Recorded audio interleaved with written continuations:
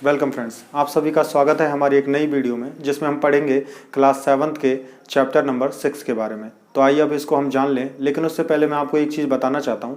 यदि आपको हमारी किसी भी वीडियो में कोई भी डाउट होता है तो आप वो हमसे कमेंट में आकर पूछ सकते हैं। हम इन वीडियो के बाद में जब आपका सिलेबस पूरा हो जाएगा तो उसके बाद में हम आपके डाउट सेशन भी स्टार्ट करेंगे, जिसमें आप जिस भी प्रकार के आपके कोई प्रश्न होंगे, चाहे आपके बेसिक जानकारी से रिलेटेड हो या फिर आपके प्रश्न से रिलेटेड हो या फिर कोई कॉन्सेप्ट से रिलेटेड, हम उन सभी सवालों के जवाब आपको देने की पूरी कोशिश करेंगे। तो इसके लिए आप भी हमसे जुड़े रहें और हम भी आपसे पूरी तरह जुड़े रहेंगे। तो आइए अब हम शुरू करते हैं हमारे चैप्टर को। तो जो चैप्टर है उसका नाम है त्रिभुज एवं उसके गुण। तो सबसे पहले जो हमारा इसमें पहला जो टॉपिक है वो है त्रिभुज तथा उसके भाग। तो सबसे पहले हम जानेंगे कि त्रिभुज क्या होता है और फिर उसके बाद जानेंगे उसके भाग कौन कौन से होते हैं। तो सबसे पहले जो त्रिभुज है, त्रिभुज की परिभाषा को थोड़ा सा समझ लेते हैं। तो इसमें लिखेंगे हम कि तीन भुजाओं से घिरी बंद आकृति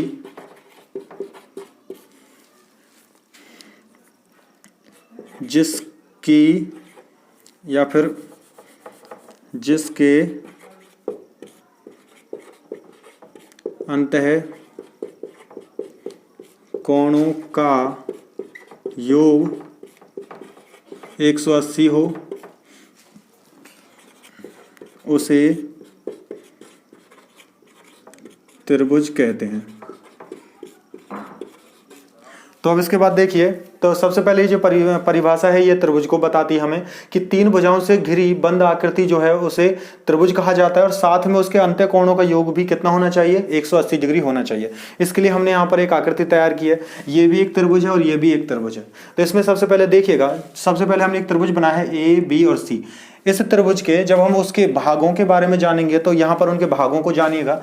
सबसे पहले जो हिस्सा या फिर जो भुजा बिल्कुल सतह के साथ लगकर बनी हुई होती है उसे हमेशा कहा जाता है आधार। इसे आधार कहा जाता है। और यहां पर जो तीनों भुजाएं हैं, यहां पर जो तीनों रेखाखंड हैं, इनको कहा जाता है भुजा।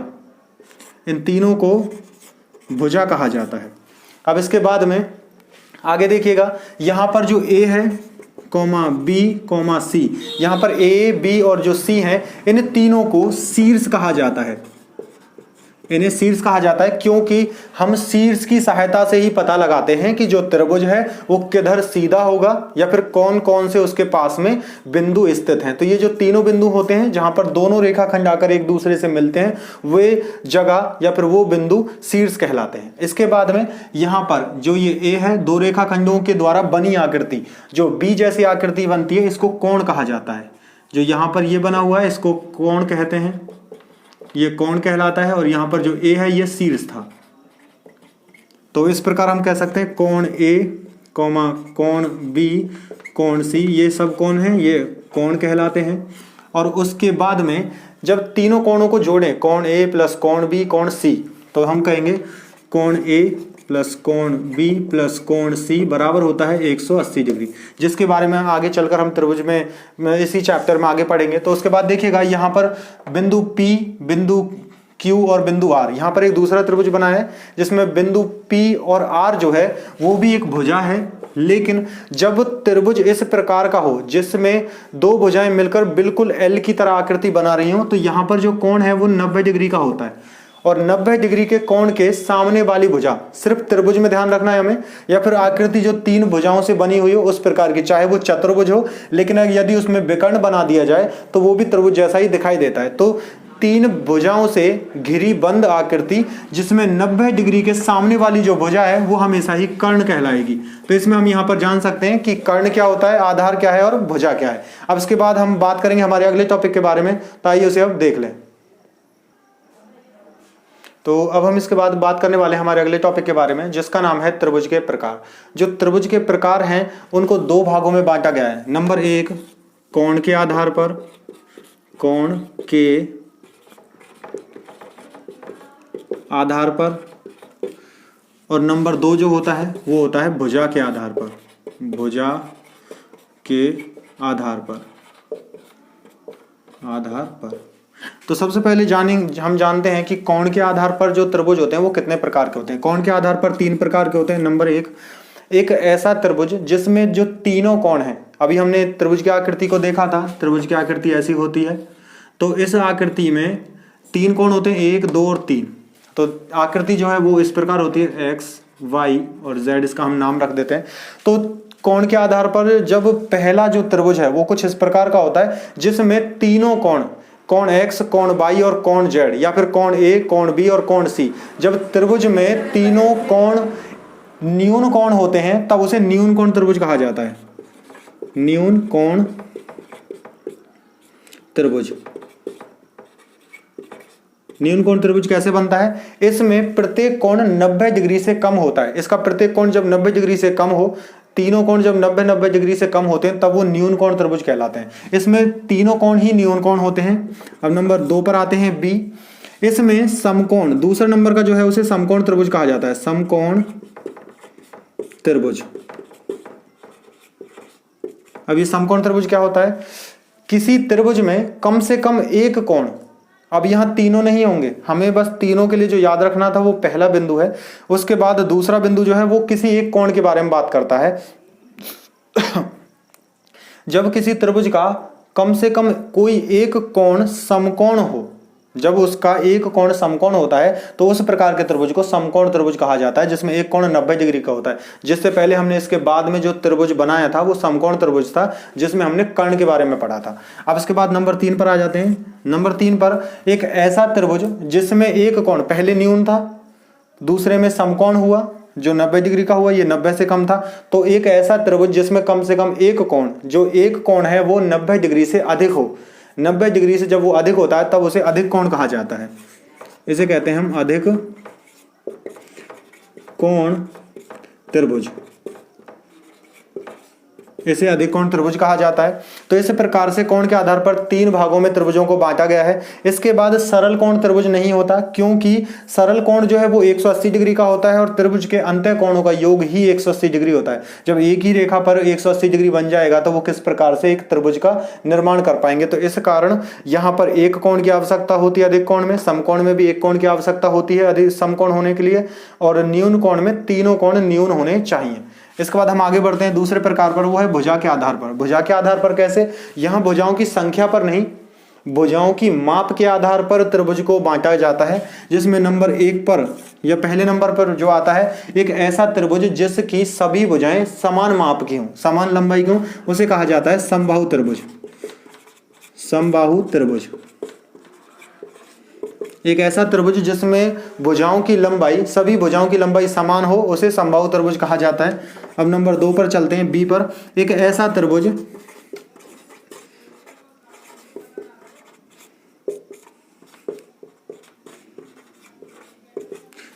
त्रिभुज जिसमें कम से कम 2 भुजाएं, कोई भी 2 भुजाएं जब समान लंबाई की होती है तब उसे समद्विबाहु, इसमें यहां पर ये बाहु लिखा हुआ है, समद्विबाहु, उसे समद्विबाहु त्रिभुज कहा जाता है। इसके बाद आता है तीसरा त्रिभुज ऐसा है जिसमें कोई भी भुजा समान नहीं है। पहला त्रिभुज वो था जिसमें तीनों भुजाएं समान है, दूसरा त्रिभुज वो है जिसमें कम से कम कोई 2 भुजाएं समान है, और तीसरा त्रिभुज वो होगा जिसमें कोई भी भुजा किसी के भी समान नहीं है, तीनों भुजाएं अलग अलग लंबाई की होती हैं, उसे विषम बाहु त्रिभुज कहा जाता है। विषम बाहु त्रिभुज।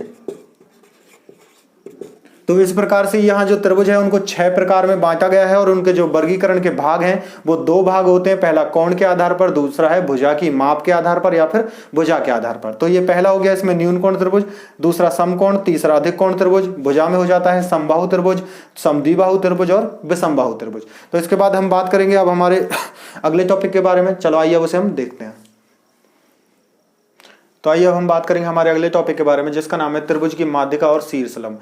तो अब हम यहाँ पर जानेंगे कि त्रिभुज के अंदर माध्यिका और शीर्षलंब क्या होता है। तो सबसे पहले हम त्रिभुज बना लेते हैं, क्योंकि हम उसमें ही ये सब कुछ जानने वाले हैं। तो हमने एक त्रिभुज का निर्माण कर दिया है इस प्रकार से, और एक और त्रिभुज बना लेते हैं। तो इस प्रकार देखिए दूसरा त्रिभुज भी बन गया है। इसमें इसका नाम रखते हैं ABC, और इसका नाम रखते हैं PQ और R। तो अब यहाँ पर देखिए ध्यान से कि त्रिभुज की जो माध्यिका है, माध्यिका किसे कहते हैं, माध्यिका जो है वो एक ऐसी भुजा होती है, या फिर हम कहें एक ऐसा रेखाखंड जो किसी शीर्ष से शुरू हो, किसी एक शीर्ष से शुरू हो और उसके सामने वाली भुजा जो है, यहाँ पर ये भुजा है BC, तो जो सामने वाली भुजा है इसके मध्य बिंदु, तो इसका मध्य बिंदु कहाँ है, अगर इसका मध्य बिंदु यहाँ होता है तो इसके मध्य बिंदु और सामने वाले शीर्ष, उस भुजा का, जिस भुजा का हमने मध्य बिंदु निकाला है, तो उस भुजा के सामने वाले शीर्ष से उस मध्य बिंदु को मिलाने पर प्राप्त रेखाखंड को ही माध्यिका कहा जाता है। तो अब इसे हम क्या कहेंगे, यहाँ पर इसे माध्यिका कहेंगे, इसे माध्यिका कहा जाता है। अब हम बात करें यहाँ पर कि ये तो एक माध्यिका हो गई जिसका नाम हम यहाँ पर M रख सकते हैं, AM। अब इसके बाद में त्रिभुज के अंदर कितनी माध्यिकाएं होती हैं, यदि त्रिभुज के पास में देखो जरा 1, 2 और 3, त्रिभुज के पास 3 भुजाएं हैं तो त्रिभुज के पास माध्यिका भी 3 ही होंगी। तो इस कारण से इसका जो दूसरी माध्यिका वो यहाँ होगी, यहाँ से निकलकर इधर ये सामने जाती है, और तीसरी माध्यिका कुछ इस प्रकार से होती है यहाँ पर। तो यहाँ एक ऐसा बिंदु जहां पर ये त्रिभुज की तीनों माध्यिकाएं एक दूसरे को आकर काटती हैं, वह इसका एक तरह से केंद्र बिंदु कहलाता है। केंद्र बिंदु कैसे, वह बिंदु जो कटान बिंदु है वो माध्यिका को, जो ये पूरी माध्यिका है इसको 2:2 और यहाँ पर 1, क्योंकि देखो ये हिस्सा छोटा है और ये हिस्सा इससे दोगुना है, तो ये इसको 2:1 में बांट देता है। तो माध्यिका को, एक माध्यिका जो है दूसरी माध्यिका को जब काटती है तो जो कटान बिंदु होता है वो उसे 2:1 के अनुपात में विभाजित कर देता है। तो इसके बाद हम आगे बढ़ते हैं, अब बात करते हैं शीर्षलंब की। शीर्षलंब क्या होता है, शीर्षलंब जो है वो भी शीर्ष से ही संबंधित होता है। जब शीर्ष से सामने वाली भुजा पर, जो नीचे जो भुजा दी हुई है, या फिर हम इस शीर्ष से बात करें तो इसके सामने जो भुजा दी हुई है, तो शीर्ष से सामने वाली भुजा पर उसे इस प्रकार डाला जाए या इस प्रकार खींचा जाए कि वो 90 डिग्री का कोण बना ले। तो इसको अगर हम इस प्रकार यहाँ से खींचें और यहाँ पर ये यदि 90 डिग्री का कोण बना ले, तब इसे यहाँ जैसे बिंदु, जो नया बिंदु बना उसे M नाम देते हैं, तो PM ये हो जाएगा। और ये इस रेखाखंड को नाम दिया जाएगा शीर्षलंब, शीर्षलंब, क्योंकि यहाँ पर शीर्ष से यह जो रेखाखंड है सामने वाली भुजा पर लंब होता है। लंब का मतलब होता है 90 डिग्री का यह कोण बनाता है। इसे कुछ इस प्रकार लिखते हैं, इसको लिखने का तरीका ये होता है कि यहाँ पर PM जो है, PM जो रेखाखंड था ये लंब है। लंब का मतलब उल्टा T बनाते हैं। उल्टे T का मतलब क्या होता है, T जो है वो हम देख सकते हैं इस रेखाखंड पर ऊपर से आकर नीचे गिरता है और ये 90 डिग्री का कोण बनाता है। इस कारण से इस पर हम इसको दर्शाने के लिए T का प्रयोग करते हैं। तो PM और उल्टा T बनाएंगे, फिर उसके बाद लिखेंगे QR। तो इससे पता चलता है कि जो PM है वो लंब होगा और किस पर होगा, QR पर होगा। इस त्रिभुज में अगर आप ध्यान से देखो तो ऐसा लग रहा है जैसे ये माध्यिका है और ये भी माध्यिका ही है। तो एक त्रिभुज ऐसा भी होता है जैसे समबाहु त्रिभुज। तो समबाहु त्रिभुज में शीर्षलंब और माध्यिका दोनों समान होती हैं, और समद्विबाहु त्रिभुज में भी शीर्षलंब और माध्यिका समान होती हैं। लेकिन कुछ त्रिभुज ऐसे होते हैं जिसमें शीर्षलंब और माध्यिका समान नहीं होती। कैसे, देखो जरा, एक त्रिभुज बनाते हैं इस प्रकार से हम, ये हमने त्रिभुज बनाया। अगर हम बात करें इसकी, इसका नाम A, इसका B और इसका C रख लेते हैं, तो इस A शीर्ष से सामने वाली भुजा BC पर अगर हमें लंब बनाना है, शीर्ष लंब बनाना है, तो वो यही रेखा होगी, क्योंकि यहां से इधर जिससे भी हम लाइन खींचेंगे वो सीधी नहीं हो सकती। जब वो सीधी नहीं होगी तो 90 डिग्री का कोण भी नहीं बनाएगी। इस कारण ये जो है ये कहलाता है शीर्ष लंब, इसे शीर्ष लंब नाम दिया जाता है। और जब समकोण त्रिभुज में जाकर हम इसको पढ़ेंगे तो अब इसे लंब कहा जाता है। अब इसके बाद में यदि यहां से इसके मध्य बिंदु मान लीजिए इसका यदि यहां है, तो इस शीर्ष से इसके मध्य बिंदु को यदि इस प्रकार मिला दिया जाए तो बनने वाली जो ये संरचना है, बनने वाला जो ये रेखाखंड है, इस रेखाखंड का नाम होता है माध्यिका। इसे माध्यिका कहा जाता है। तो इस प्रकार एक त्रिभुज में माध्यिका और शीर्ष दोनों अलग अलग हो सकते हैं, और कोई त्रिभुज ऐसा भी हो सकता है जिसमें माध्यिका और शीर्ष लंब दोनों समान होते हैं। तो एकमात्र त्रिभुज जो है वो 2 त्रिभुज होते हैं, और पहला होता है समबाहु त्रिभुज, और दूसरा होता है समद्विबाहु त्रिभुज।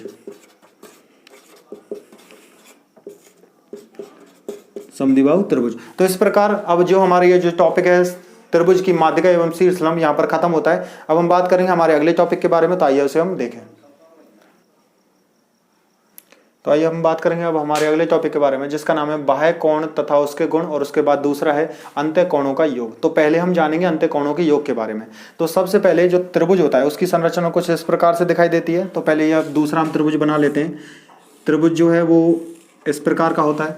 इस त्रिभुज में 3 कोण होते हैं। हमारे पास में यहाँ जो त्रिभुज बना हुआ है उसके अंदर 3 कोण है, ए, बी और सी। इसको बोला जाता है कोण ए, कोण बी और कोण सी। जो ये त्रिभुज के तीनों कोण होते हैं, इन तीनों कोणों का जो योग है, या हम कहें कि त्रिभुज के तीनों कोणों का योग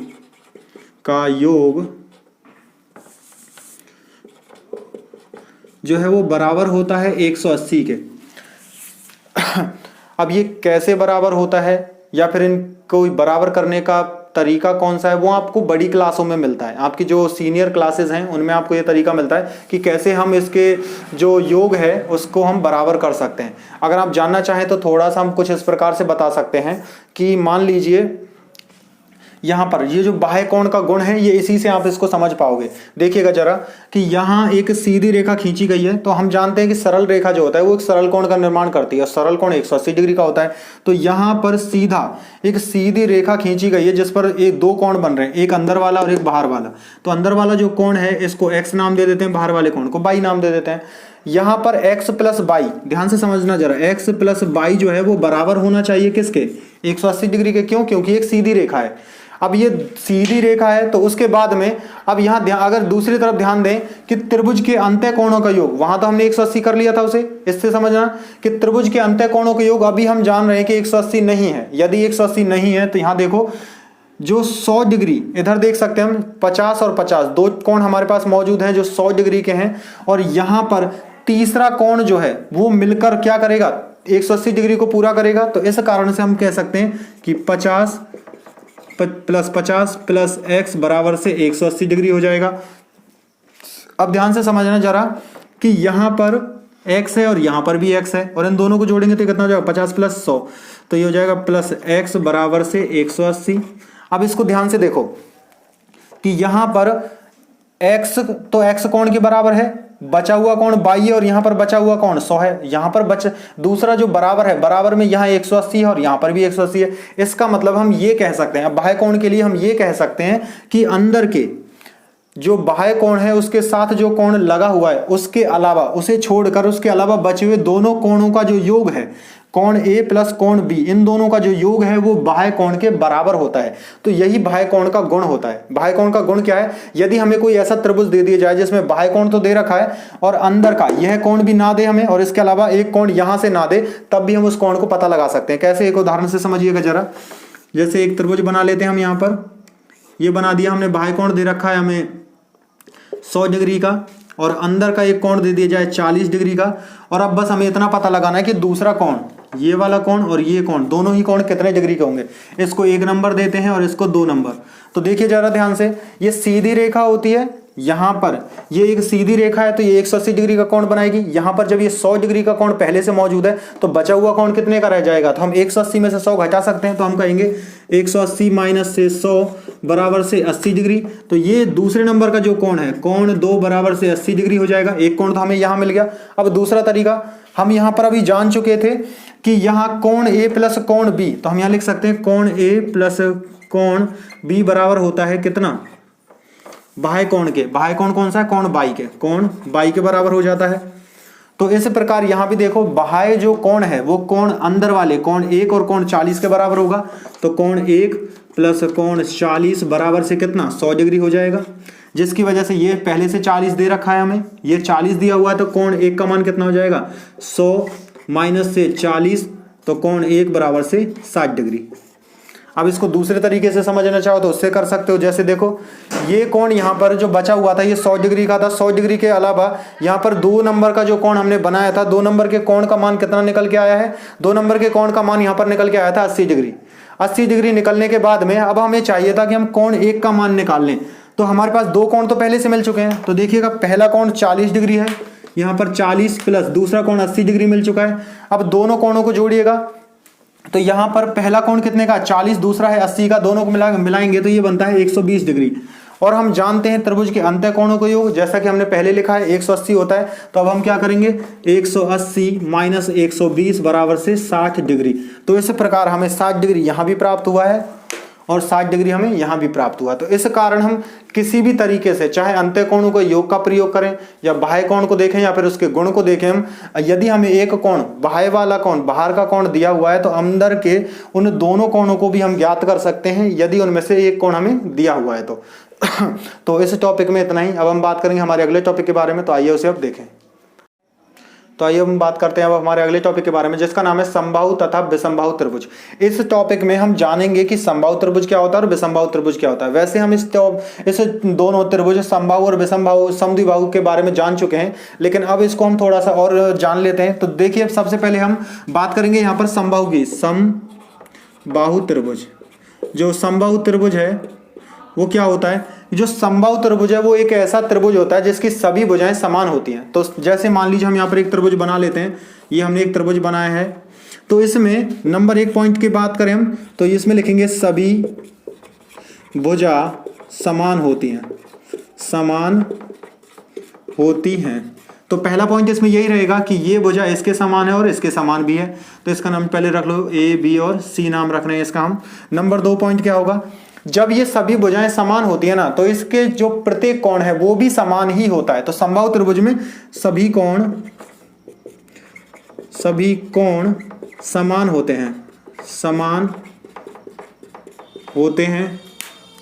नंबर 3, अब जब हम इस त्रिभुज में, इससे पहले हम पढ़ चुके हैं माध्यिका और शीर्षलंब के बारे में, तो जो ये इस त्रिभुज में माध्यिका होती है वही इस त्रिभुज का शीर्षलंब भी कहलाता है। तो इसके पास 3 माध्यिकाएं हैं और 3 शीर्षलंब होते हैं।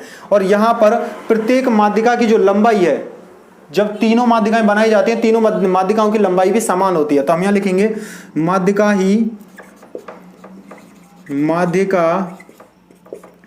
ही शीर्षलंब होती है। और उसके बाद में नंबर 4 पर हम लिखेंगे माध्यिका ही शीर्षलंब तो होती है, लेकिन उसके अलावा माध्यिकाओं की लंबाई समान होती है। सभी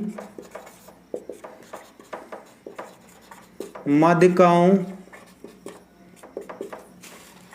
की लंबाई समान होती है। तो इसके बाद में अब देखिएगा, यहां पर हमने इन 4 पॉइंटों को क्लियर कर लिया है कि समबाहु जो त्रिभुज होता है उसमें सभी भुजाएं समान होती हैं, सभी कोण समान होते हैं, माध्यिकाएं ही क्या होती हैं? माध्यिका ही शीर्षलंब होती है। और उसके अलावा सभी माध्यिकाओं की जो लंबाई है वो समान पाई जाती है। इसके बाद हम बात करेंगे हमारे समद्विबाहु त्रिभुज की। तो समद्विबाहु त्रिभुज में ऐसा क्या होता है, जब वो समद्विबाहु त्रिभुज बनाया जाता है तो समद्विबाहु त्रिभुज में 2 भुजाएं समान होती हैं। ये वाली भुजा इसके बराबर होगी और ये जो भुजा है जैसे पी, क्यू और आर, तो इसमें पी आर और पी क्यू दोनों समान होंगे, लेकिन क्यू आर जो है वो असमान होगी, वो समान नहीं होगी। इस कारण से इसमें नंबर 1 पॉइंट क्या होता है? 2 भुजा समान होती हैं। तो इसमें पहला पॉइंट लिखेंगे 2 भुजा समान होती हैं। नंबर 2 पॉइंट पर हम लिखेंगे 2 कोण समान होते हैं, 2 कोण समान होते हैं। नंबर 3 पर अब हम लिखेंगे, देखो 3 पर इसमें हमने क्या लिखा था? माध्यिका ही शीर्षलंब होती है। ऐसा यहां नहीं होता, यहां ऐसा सिर्फ एक बार होता है जब समान, जिस पॉइंट पर, जिस शीर्ष पर आकर दोनों समान भुजाएं मिल रही हैं, उस शीर्षलंब से ही, उस शीर्ष से ही यदि शीर्षलंब खींचा जाए तो शीर्षलंब और माध्यिका समान होती है। तो हम कहेंगे समान भुजाओं के शीर्ष से खींची गई माध्यिका ही शीर्षलंब होती है, अन्य कोई और नहीं होती। तो इस प्रकार देखिएगा, यहां पर समान भुजाओं के शीर्ष से, समान भुजाओं का शीर्ष कौन है? ये है। तो खींची गई माध्यिका ही शीर्षलंब होती है। अब इससे जब माध्यिका खींची जाती है ना, तो यहाँ पर माध्यिका होती है, यह शीर्ष लंब होती है। लेकिन अब बात करें अन्य कोई और नहीं होती, क्योंकि यहां से भी माध्यिका खींची जा सकती है और यहां से भी, तो ये शीर्ष लंब नहीं बनाएंगी, सिर्फ शीर्ष लंब एक होता है इसमें, और इसके अलावा सभी माध्यिकाओं की लंबाई समान होती है, ऐसा इसमें नहीं होता। तो हम नंबर 4 पर लिखेंगे सभी माध्यिकाओं की लंबाई समान नहीं होती है। तो देखिएगा इसमें जो सभी माध्यिकाएं होती हैं उनकी लंबाई समान नहीं होती है। तो हमारा जो समबाहु त्रिभुज है और समद्विबाहु त्रिभुज में, उसमें हमने अंतर समझ लिया है कि अंतर क्या होता है और उनके विशेष गुण क्या होते हैं। यहां पर दो कोण समान होते हैं, ये आपको हमेशा ध्यान रखना पड़ेगा कि दो भुजा और दो कोण समान है। यहां पर तीन भुजा और तीनों कोण समान है, सभी लिखा है तो सभी का मतलब इसमें तीन ही भुजाएं हैं तो तीनों समान है, और सभी कोण का मतलब है तीन कोण है तो तीनों ही समान होते हैं। तो आइए अब हम बात करेंगे हमारे अगले टॉपिक के बारे में, आइए उसे हम देखें। तो आइए अब हम बात करेंगे हमारे अगले टॉपिक के बारे में, जिसका नाम है त्रिभुज की दो भुजाओं के मापों का योग। तो यहाँ पर हमने दो त्रिभुज बनाए ताकि आप इन्हें और अच्छे से समझ पाएं कि जो त्रिभुज है उसकी कोई भी दो भुजाएं यदि हम लें तो मापों का योग हमें क्या सिखाता है, हमें बताता है कि यदि त्रिभुज की हम कोई भी दो भुजा लें और उनको जोड़ दें तो वह अन्य किसी तीसरी भुजा के योग से या फिर तीसरी भुजा से हमेशा ही अधिक होगा, तभी ऐसा त्रिभुज बनना संभव है। त्रिभुज बनाने का जो क्राइटेरिया होता है, जो पैमाना निश्चित होता है कि त्रिभुज कैसे बन सकता है, उसके लिए महत्वपूर्ण गुण यह होता है कि दो भुजाओं का योग, दो भुजाओं का योग, दो भुजाओं का योग ये ज्यादा होना चाहिए किससे, तीसरी भुजा से। अगर ऐसा हो सकता है तभी हम कहेंगे कि वह त्रिभुज सही है और ऐसा त्रिभुज संभव है, ऐसा त्रिभुज बनाया जा सकता है। तो पहले इसको हम जांच लें, क्योंकि अभी तो हमने बस ये कथन कहा है, अभी हमने मुंह से कहा है, अब हम इसको यदि पहचान लेंगे, जांच लेंगे, तभी पता चलेगा कि हम सही कह रहे हैं या गलत है। तो देखिएगा हमने यहां पर इस त्रिभुज का नाम, पहले इस त्रिभुज को ले लेते हैं, त्रिभुज MNO में। देखिए सबसे पहले दो भुजाएं लेते हैं कोई भी, तो हम शुरुआत यहां से करेंगे 3 से, जैसे कि 3 + 4 और दूसरा बराबर होना चाहिए, या फिर बराबर का चिन्ह भी काम में नहीं लेते हैं, यहां पर है तीसरी भुजा 5। तो ध्यान से देखो दोनों का योग कितना है, 3 और 4 होते हैं 7 और ये 5 है, तो भुजा कौन बड़ी हो गई, दोनों भुजाओं का योग बड़ा है। इसके बाद यदि अन्य दो भुजाएं लें 4 और 5 को, तो पहले ले लें हम 4, पहले हम 4 लें और उसके बाद 4 + 5। अब तीसरी भुजा कौन सी है, 5 के बाद तो यहां पर तीसरी भुजा 3 आएगी, ये 3 है तो दोनों को जोड़ो, ये पहली भुजा के लिए हो गया पहली स्थिति, ये दूसरी स्थिति है इसकी। तो 5 और 4 ये हो जाएगा 9 और ये 3 है, तब भी ये भुजा बड़ी होंगी, दोनों का योग बड़ा है। अब इसके बाद नंबर 3 पर आ जाते हैं, तो देखिएगा इसके बाद 5 और 3 है, यहाँ पर आएगा 5 और प्लस आएगा 3, तो ये किसके बराबर होना चाहिए, 5 और 3 ले रहे हैं तो ये 4 से कैसा होना चाहिए, अधिक होना चाहिए। 5 और 3 कितने होते हैं, 8 होते हैं, और यहाँ पर ये कितना है, 4 है। तो देखेंगे जब इसका योग, तो हम यहाँ पर देख पा रहे हैं कि जो दोनों भुजाओं का योग है वो हमेशा ही किसी तीसरी भुजा से अधिक आता है। लेकिन यदि कोई ऐसा त्रिभुज बन जाए जिसमें दो भुजाओं का योग करें और तीसरी भुजा से कम रह जाए, तब ऐसा संभव नहीं होगा, लेकिन बराबर हो सकता है। क्या हो सकता है, बराबर हो सकता है, यही इसका नियम कहलाता है। जैसे देखो इसमें एक अगला त्रिभुज हमने बनाया है यहाँ पर, वो कैसे काम करता है तो इसमें क्राइटेरिया जो है इसका कैसे काम करता है वो देखिएगा। त्रिभुज, अब हम कहेंगे त्रिभुज PQR में, तो देखो यहां पर त्रिभुज PQR जो है, PQR में एक 5 की बजाय एक 10 की, देखो एक 5 की बजाय एक 10 की है और एक 15 की है। यदि हम पहले इन दोनों को जोड़ लें तो देखो ये 15 हो रहा है, तो ये 15 के बराबर है, मतलब उससे अधिक रहे या बराबर रहे। तो इसमें क्या रहेगा, या तो अधिक या फिर बराबर, लेकिन कम नहीं हो सकता। अगर कम हुआ तो वह सवाल गलत कहलाएगा। यहां पर तो अधिक आ रहा था, यह त्रिभुज बिल्कुल सही था, लेकिन एक स्थिति ऐसी थी जहां पर त्रिभुज ऐसा बन सकता है क्योंकि ये बराबर है। लेकिन कितना होना चाहिए, कितना कम होना चाहिए, कितना अधिक होना चाहिए, यही इस बात को स्पष्ट करता है। इसके अलावा यदि हम इन दोनों भुजाओं को लें, देखो जरा, एक 15 है और एक 10 है, 10 और 15 दोनों को लें तो ये कितना योग आ रहा है, 10 को 15 में जोड़ेंगे तो हमें प्राप्त होगा 25, ये 25 हो गया, और 25 क्या है, 5 से अधिक है। अभी तक तो स्थिति सही चल रही है। इसके बाद तीसरा 5 को और उसके बाद यहाँ 5 और 15 को लेते हैं 20 हो रहा है, 20 जो है वो 10 से अधिक होता है। इस कारण भी हम कह सकते हैं कि दो भुजाओं का योग तीसरी भुजा से अधिक आ रहा है। इस प्रकार जब तक दो भुजाओं का योग तीसरी भुजा से अधिक आए या फिर तीसरी भुजा के बराबर हो जाए तब ही हम ये कह पाएंगे कि ऐसा त्रिभुज जो है वो संभव हो पाएगा। लेकिन यदि दो भुजाओं का योग तीसरी भुजा से कम रह जाए तब ऐसा संभव नहीं होगा। जैसे कि कोई त्रिभुज बना ले, हम देखो जरा, एक त्रिभुज बना ले इस प्रकार से कि एक 3 की भुजा है, एक 4 की और एक 15 की भुजा है। अब देखो 3 + 4 को जोड़ें तो ये दोनों 3 और 4 7 होंगे और तीसरी भुजा से क्या रह गया, ये तो कम रह गया।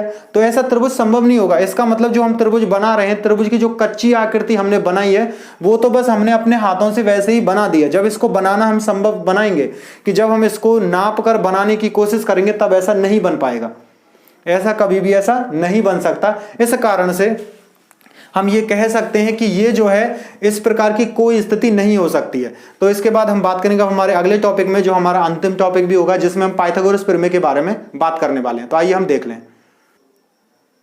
तो आइए अब हम बात करेंगे हमारे अगले टॉपिक के बारे में, जिसका नाम है समकोण त्रिभुज तथा पाइथागोरियस गुण। इसको पाइथागोरियस गुण भी कहा जाता है और पाइथागोरस प्रमेय भी कहा जाता है। तो सबसे पहले जान ले हम समकोण त्रिभुज को, थोड़ा सा इसको समझ लेते हैं। समकोण त्रिभुज क्या होता है?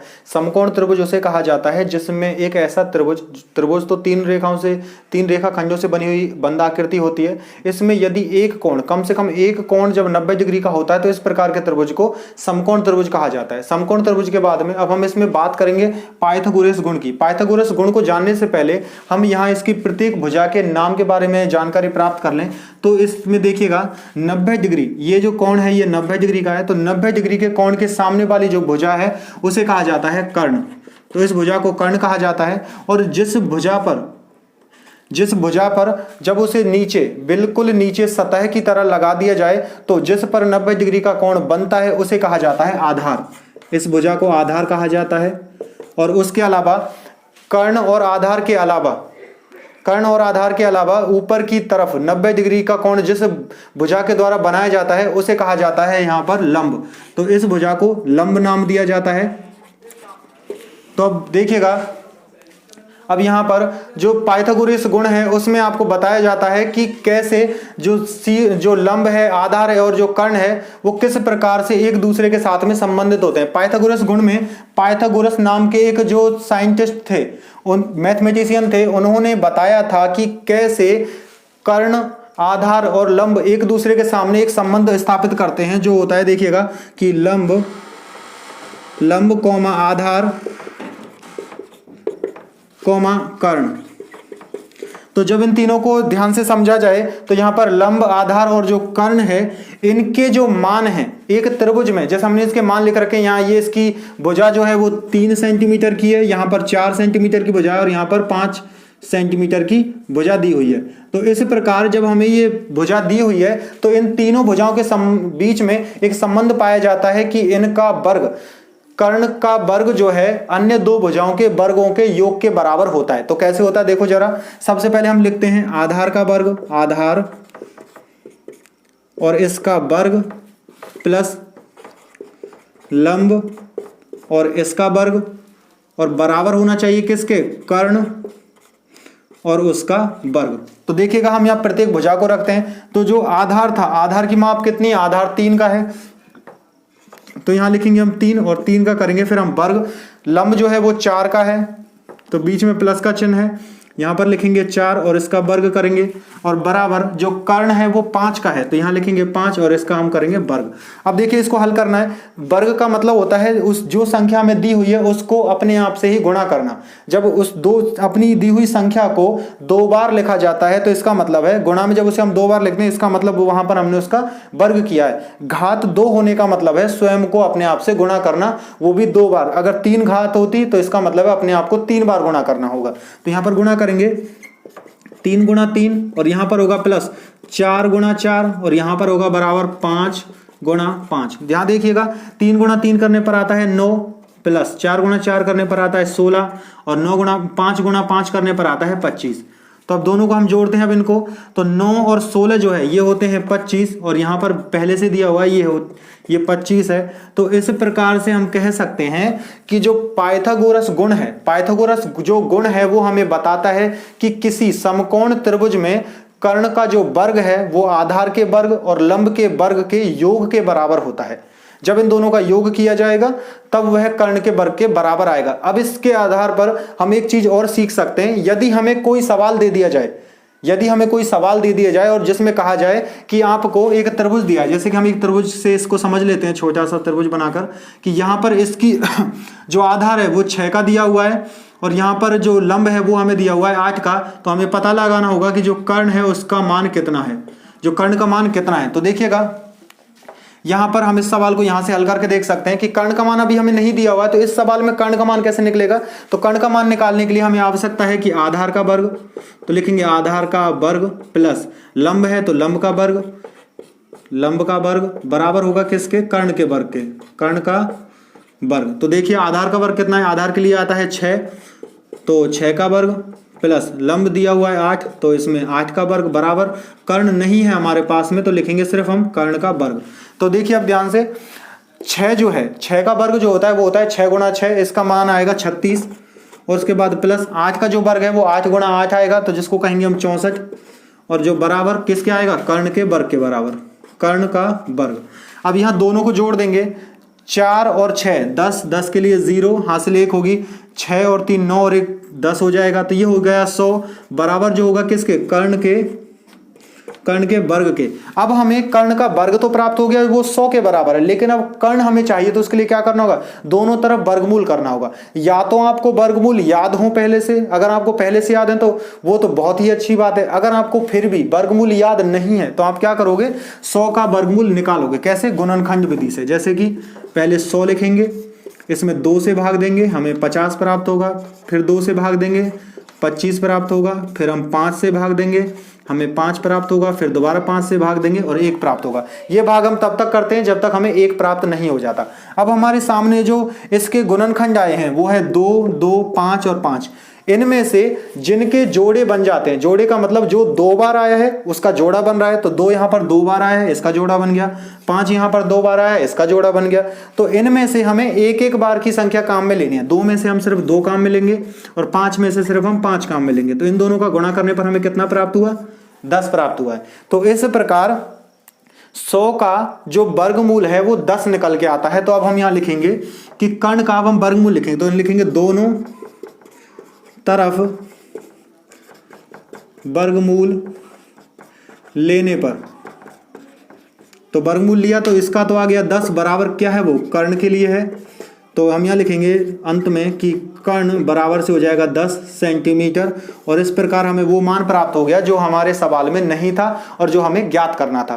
तो इस प्रकार हम त्रिभुज में पाइथागोरस प्रमेय का उपयोग करके, यदि समकोण त्रिभुज है, ध्यान रखना होगा हमेशा ही, यदि समकोण त्रिभुज है तभी हम पाइथागोरस प्रमेय का उपयोग कर सकते हैं। और जो हमें भुजा नहीं दे रखी है, चाहे वो लंब हो या आधार हो या फिर कर्ण, उसको हम आसानी से ज्ञात कर सकते हैं। तो इस वीडियो में आज के लिए बस इतना ही। इसके बाद हम फिर से आपसे मिलेंगे एक नई वीडियो में जिसमें हम बात करेंगे एक नए टॉपिक के बारे में।